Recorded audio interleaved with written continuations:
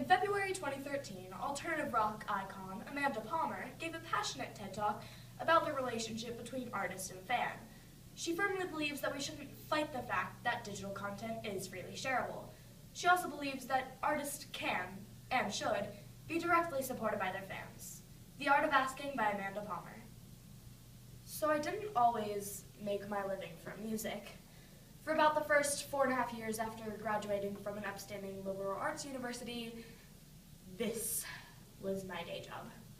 I was a self-employed living statue called the 8-Foot Bride. And I love telling people I did this for a living because they always want to know, who are these freaks in real life? Hello. I painted myself white one day, stood in a crate, put a hat or can at my feet, and when someone came by and dropped money in, I handed them a flower. Some intense eye contact. And if they didn't take the flower, I threw in a gesture of longing and sadness as I walked away. So I would have the most profound encounters with people, especially lonely people who looked like they hadn't talked to anyone in weeks. And we would get this beautiful moment of prolonged eye contact, being allowed in a city street, and we would sort of fall in love a little bit. My eyes would say, "Thank you, I see you." Their eyes would say, "Nobody ever sees me. Thank you." And I would get harassed sometimes. People would yell at me from their passing cars, "Get a job!" And I'd be like, "This is my job." But it hurt, because it made me fear I was doing something unjob-like and unfair and shameful. I had no idea how good of a real education I was getting for the music business on this box. Oh yes, and for all you economists out there, you might be shocked to know I actually made a pretty predictable income. It was pretty much $60 on a Tuesday, $90 on a Friday, and it was shocking to me as well since I had no regular customers, but it was consistent. So I started touring locally and playing in nightclubs with my band, the Dresden Dolls, and eventually we made enough money that I could quit being a statue. But as we start touring, I don't want to lose the sense of direct closeness that I felt with people.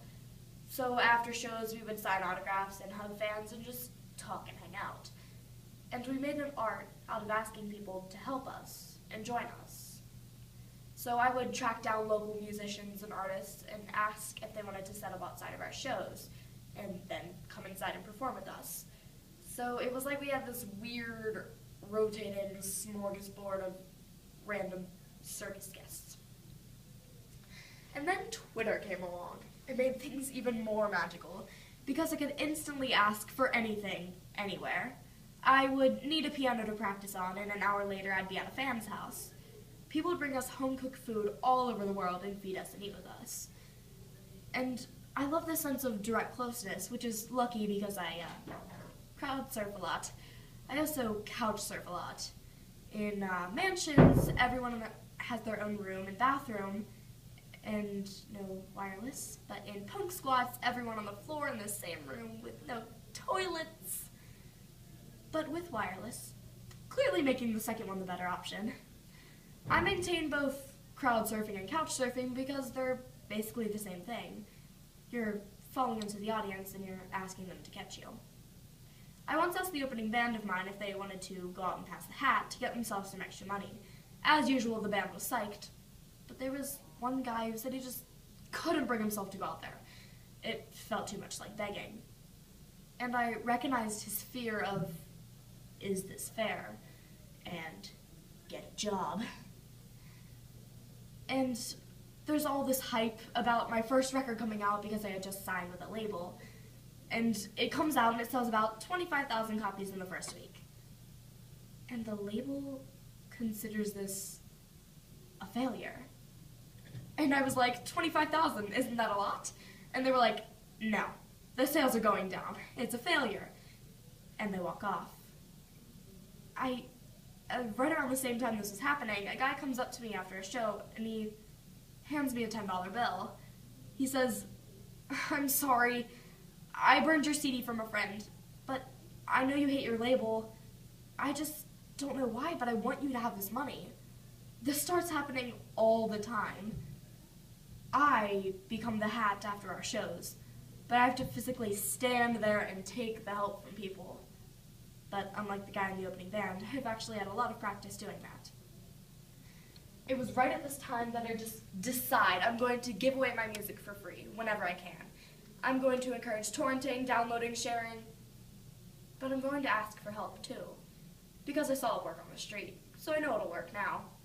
So I fought my way off my label, and for my next project, I turned to the thousands of connections that I'd made, and I asked them to catch me. The goal was $100,000 to work with the Grand Theft Orchestra, and my fans backed me up with nearly $1.2 million. It was the largest crowdfunding project to this day. It's kind of counterintuitive for a lot of artists. They want to ask for help, but they don't know how. Asking isn't easy. It's very hard because it puts you in an awkward position. But I also got a lot of criticism after my Kickstarter went big for continuing my crazy crowdsourcing practices, specifically for asking local artists if they wanted to come on stage and perform with us in exchange for love and tickets. It really hurt because there were several doctored images that went up of me, and it was like them saying, "You're not allowed to ask for this kind of help anymore." It really reminded me of the people in their cars yelling, "Get a job," because they weren't with us on the street. They couldn't see the exchange that was happening between us, an exchange so alien to them but familiar to us. For most of human history, artists and celebrities, they've been a part of the community, not untouchable stars. Celebrity is about a big group of people loving you from afar, and about the small people loving you up close being enough.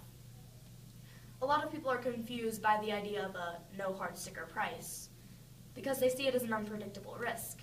But by the things I've done, I don't see them as risks, I see them as trusts. My music career has been spent trying to encounter people the way I encounter them on the box. Just revealing ourselves and just not talking about our next tour dates and performances, but our fears, our thoughts, our hangovers, our mistakes. I think when we reveal that, we truly see each other. And when we want to see each other, we want to help each other.